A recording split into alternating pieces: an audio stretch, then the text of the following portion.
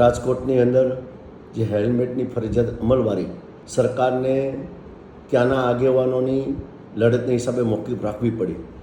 રાજકોટની પ્રજાને અભિનંદન છે, પરંતુ મારે સરકારને કહેવું છે, ગૃહમંત્રીને ખાસ કરીને કહેવાનું છે અને મુખ્યમંત્રીને, રાજ્યના હિતમાં કાયદો જો હોય તો એક જગ્યાએ ન હોય, એક શહેર માટે ન હોય, સમગ્ર રાજ્ય માટે હોય અને સમગ્ર દેશ માટે હોય. હેલ્મેટની ફરજિયાતી કોના લાભ માટે ફરજિયાત અમલવારી થાય છે એ પ્રજા હવે સમજી ચૂકી છે. કોઈ કંપનીઓના લાભ માટે કે પોલીસને માટે, સરકારને લાભ કરવા માટે, પ્રજાના લાભ માટે નહીં, પ્રજાની સુરક્ષા માટે નહીં. જો પ્રજાની સુરક્ષા માટે હોય તો સારા રસ્તા આપ્યા હોત સરકારે.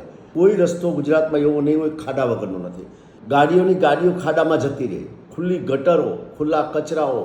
જો પ્રજાની સુરક્ષા હોત તો સરકારે પહેલાં વિચાર્યું હોત કે સારા રસ્તા આપ્યા હોત. ત્યારબાદ જો અમલ કરાયો હોત તો એમ લાગતે કે પ્રજાની સુરક્ષા માટે છે, પણ સુરક્ષા માટે નહીં, માત્ર સરકારના લાભ માટે, પ્રજાને લૂંટવા માટે છે.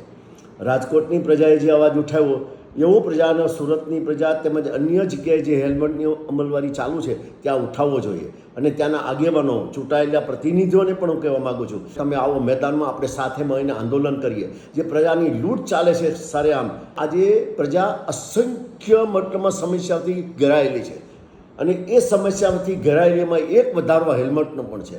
તો આ હેલ્મેટની અમલવારી આખા રાજ્યમાં મોકૂફ રાખવી જોઈએ અને દરેક શહેરોની અંદર હું તો એમાં પ્રતિનિધિને કહું છું કે તમે દરેક પ્રતિનિધિઓ જો સાચા પ્રજાના પ્રતિનિધિઓ હોય, સાચા જો રાષ્ટ્રભક્ત હોય, સાચા રાષ્ટ્રની સેવા કરનાર, ભ્રષ્ટાચાર મુક્ત કરવા માંગતા હોય તો આવો મેદાનમાં અને આ હેલ્મેટની અમલવારી મોકૂફ રખાવીએ. અને આંદોલન કર્યા સિવાય છૂટકો નથી, કારણ કે જ્યાં પ્રજા આંદોલન કરે છે ત્યાં સરકાર નમે છે અને જ્યાં આંદોલન નથી કરતી ત્યાં સરકાર પ્રજાનું શોષણ કરે છે. એ નિશ્ચિત છે.